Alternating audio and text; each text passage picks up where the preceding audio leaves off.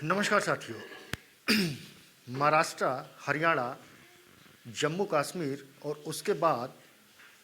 UP उप विधानसभा चुनाव देश के अंदर समाप्त हो चुका है। ऐसे में सभी की निगाहें दिल्ली के होने वाले विधानसभा चुनाव पर लगी हुई हैं और जिस तरीके से आम आदमी पार्टी ने अपनी तैयारियां दिल्ली में कर रखी हैं, ऐसे में अगर देखा जाए जो राजनीति का जो समीकरण बैठ रहा है, भारतीय जनता पार्टी और कांग्रेस के लिए आम आदमी पार्टी काफ़ी मुश्किलें खड़ी करने वाली हैं, क्योंकि विधानसभा चुनाव 2013 में जिस तरीके से भारतीय जनता पार्टी ने ये कह सकते हैं कि 31 सीटों पे जीत हासिल की, लेकिन जो बहुमत का एक आंकड़ा था 36 का, उससे 5 सीटें जो है भारतीय जनता पार्टी पीछे रह गई और अपनी सरकार वो दिल्ली के अंदर नहीं बना पाई। वहीं नई नवेली आम आदमी पार्टी ने जो है दिल्ली के विधानसभा चुनाव में 28 सीटें जीती और जिस तरीके से उन्होंने दिल्ली के अंदर अपना प्रदर्शन किया और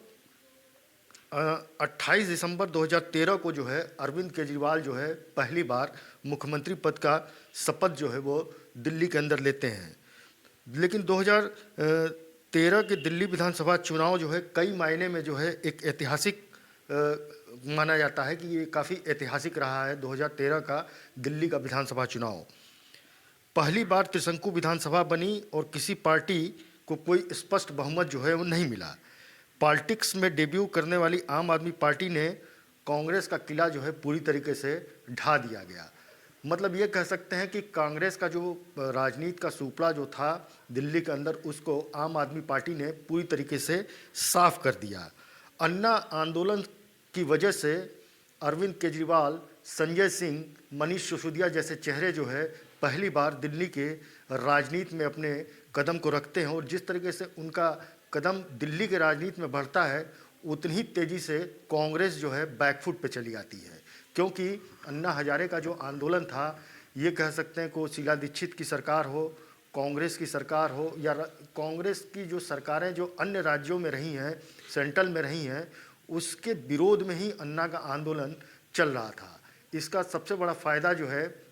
अरविंद केजरीवाल, मनीष सिसोदिया और संजय सिंह जैसे आम आदमी पार्टी के दिग्गज नेताओं ने उठाया और आम आदमी पार्टी का जो है सृजन किया, जिसका फ़ायदा उनको 2013 के विधानसभा चुनाव में मिला। 49 दिनों का मुख्यमंत्री पद रहने के बाद जो है अरविंद केजरीवाल को जो है इस्तीफा देना पड़ा था। 2013 के दिल्ली विधानसभा चुनाव में केजरीवाल के झाड़ू ने जो है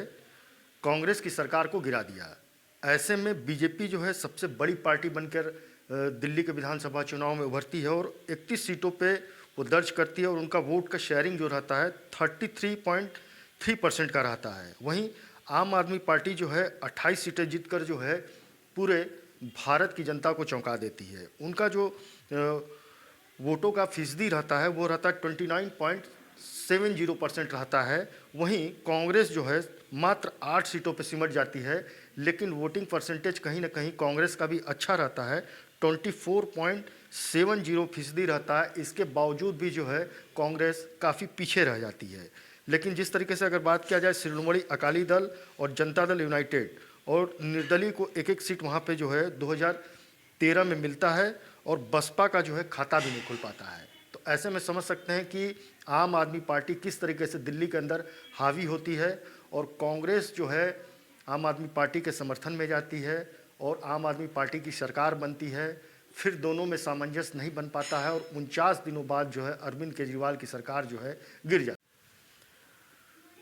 2013 के दिल्ली विधानसभा चुनाव में महंगाई जैसे मुद्दे जो है हावी रहे, वहीं भ्रष्टाचार जो है एक सबसे बड़ा मुद्दा बना रहा। जिस तरीके से कॉमनवेल्थ खेलों में जो है भ्रष्टाचार जो है उजागर हुआ और कांग्रेस सरकार के ऊपर तमाम आरोप लगे, जिसको लेकर के अन्ना हजारे का जो आंदोलन चला, उसमें देश की जनता की जो भागीदारी हर जगह से दिखाई पड़ी। वहीं दिल्ली की जनता ने जो है कांग्रेस की सरकार को पूरी तरीके से नकार दिया। कह सकते हैं कि कांग्रेस का सफाया जो है दिल्ली से कर दिया, क्योंकि कांग्रेस जो है मात्र 8 सीटों पर सिमट करके रह गई और उनका वोटिंग परसेंट जो है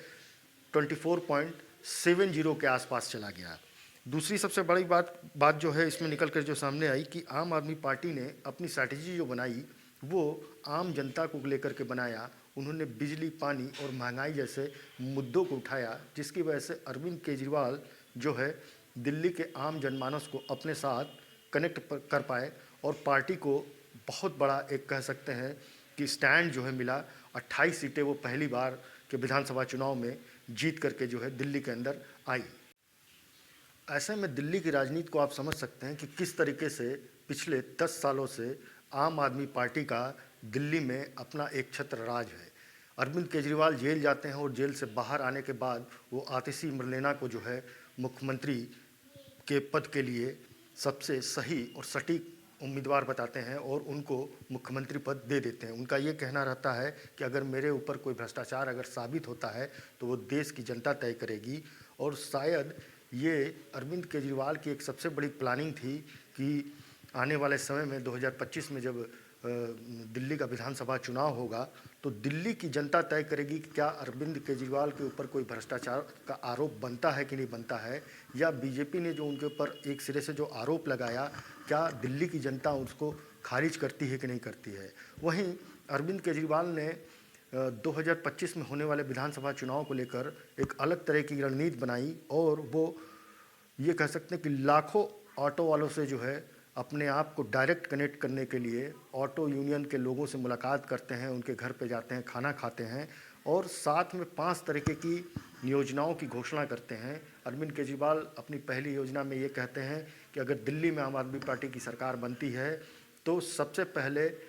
10 लाख रुपए का बीमा उनको दिया जाएगा ऑटो वालों को, और साथ में 5 लाख रुपए का एक्सीडेंटल बीमा दिया जाएगा। साथ में जो 2 बार उनको ऑटो ड्राइवरों को दिल्ली में वर्दी पहनना ज़रूरी है, तो होली और दीपावली को देखते हुए 2 बार उनको 2,500 हज़ार रुपये दिया जाएगा वर्दी के लिए। चौथी सबसे बड़ी घोषणा वो करते हैं कि जो भी ऑटो ड्राइवर हैं उनके परिवार में अगर बिटिया की शादी होती है तो 1 लाख रुपए की करीब मदद जो है दिल्ली सरकार करेगी, अगर आम आदमी पार्टी की सरकार जो है दिल्ली के अंदर बनती है तो। 5वां अरविंद केजरीवाल का घोषणा होता है कि अगर दिल्ली में आम आदमी पार्टी की सरकार बनती है तो ऑटो वालों के बच्चे अगर किसी भी तरीके की तैयारी करना चाहते हैं, चाहे वो मेडिकल की तैयारी करना चाहते हो, चाहे सिविल सर्विसेज की तैयारी करना चाहते हो, तो आम आदमी पार्टी की जो सरकार दिल्ली में रहेगी वो मुफ्त कोचिंग की व्यवस्था उनके बच्चों के लिए कराएंगी। तो ये कह सकते हैं कि जिस तरीके से महाराष्ट्र में शिंदे की सरकार ने जो है लाडली बहना योजना लाया था, जिसका एक बहुत बड़ा इफेक्ट जो है महाराष्ट्र के चुनाव में देखने को मिला और वहाँ पे देवेंद्र फडणवीस की जो है सरकार बन जाती है। तो ऐसे में आप समझ सकते हैं कि जिस तरीके से बिजली पानी को लेकर, मोहल्ला क्लिनिक को लेकर, स्वास्थ्य को लेकर, एजुकेशन को लेकर आम आदमी पार्टी की सरकार जो है दिल्ली में काम करते रही है, और ऐसे में ऑटो ड्राइवरों के एक बहुत बड़े जनसमूह को कनेक्ट करने के लिए अरविंद केजरीवाल ने जिस तरीके की योजनाओं की घोषणा की है, बताया ये जा रहा है कि करीब लाखों वोट जो है डाइवर्ट हो सकते हैं आम आदमी पार्टी की तरफ। वहीं इसको देखते हुए भारतीय जनता पार्टी भी अपनी स्ट्रेटजी बनाने में लगी हुई है, लेकिन भारतीय जनता पार्टी की तरफ से अभी कोई कोर प्लान जो है राजनीति का दिल्ली को लेकर के कोई अभी तक सामने नहीं आया है। वहीं कांग्रेस में जिस तरीके से उठापटक मचा हुआ है, इंडिया गठबंधन अपने आप को जो है पूरे भारत के अंदर कहीं भी खड़ा नहीं कर पा रहा है, क्योंकि हरियाणा के चुनाव में भी देखा गया कि इंडिया गठबंधन जो है एक साथ एक मंच पे नहीं आ पाया। महाराष्ट्र के चुनाव में भले ही इंडिया गठबंधन के कुछ साथी एक मंच पे आए हों, लेकिन अंदरूनी खींचतान के वजह से उनको महाविकास अघाड़ी को जो है महाराष्ट्र के अंदर काफ़ी नुकसान हुआ था। लेकिन वहीं आम आदमी पार्टी जो है अकेले दम पर जो है 70 विधानसभा सीटों पे चुनाव लड़ने की घोषणा पहले से कर चुकी है। ऐसे में सबसे बड़ा सरदर्द जो है कांग्रेस के लिए बना हुआ है, वो सीटों का बंटवारा किस तरीके से करेंगे, क्योंकि कांग्रेस जिस तरीके से हरियाणा के चुनाव में ये ताल ठोक रही थी कि हरियाणा का विधानसभा चुनाव वो जीत रहे हैं। राहुल गांधी की जो प्लानिंग थी भारत जोड़ो यात्रा को लेकर के, वो पूरी तरीके से हरियाणा के चुनाव में, महाराष्ट्र के चुनाव में, या यूँ कहें कि उत्तर प्रदेश में जो उप विधानसभा का जो चुनाव हुआ उसमें भी तालमेल सामंजस्य जो है नहीं बैठ पाया। कांग्रेस चाहती थी कि उनको भी 3-4 सीटें मिले और समाजवादी पार्टी चाहती थी कि हम पूरी सीटों पे अकेले लड़ें। तो ऐसे में भारतीय जनता पार्टी यूपी के उप विधानसभा चुनाव में हावी रही। ये परिणाम कमोवेश जो है उत्तर प्रदेश की राजनीति में देखने को मिला, जिसका इम्पैक्ट हो सकता है आने वाले समय में दिल्ली की राजनीति में भी देखने को मिलेगा। लेकिन दिल्ली की राजनीति काफ़ी अलग है, क्योंकि जिस तरीके से आम आदमी पार्टी ने दिल्ली के अंदर जनता को साधा है, कहीं न कहीं भारतीय जनता पार्टी और कांग्रेस के दिग्गजों को आने वाले समय में इन मुश्किलों का सामना करना पड़ेगा, क्योंकि केजरीवाल जिस तरीके से अपनी राजनीति को बनाकर, संजय सिंह अपनी राजनीति को बना करके जनता के सामने ला रहे हैं, मनोज सिसोदिया के ऊपर भी तमाम आरोप लगे, वो भी जेल से बाहर आ चुके हैं, तमाम उन्होंने अपनी कैंपेनिंग को भी शुरू कर दिया है, टिकटों की घोषणाएं उन्होंने शुरू कर दी है। वहीं कांग्रेस और भारतीय जनता पार्टी अभी ये नहीं तय कर पा रही कि किस मुद्दे पे, किन मुद्दों पे वो चुनाव लड़ेगी, क्योंकि अरविंद केजरीवाल का साफ कहना है कि अगर मेरे ऊपर भ्रष्टाचारों का आरोप लगा है तो मेरे ऊपर जो भ्रष्टाचार का आरोप है वो जनता मुझे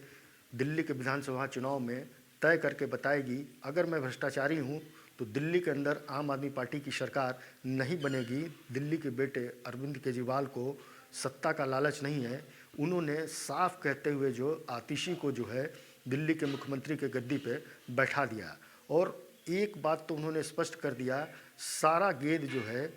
अपने पाले से गेंद निकाल करके उन्होंने जनता के पाले में डाल दिया। खैर, ये तो आने वाले समय में देखा जाएगा कि दिल्ली की राजनीति किस तरफ जाती है। नमस्कार साथियों।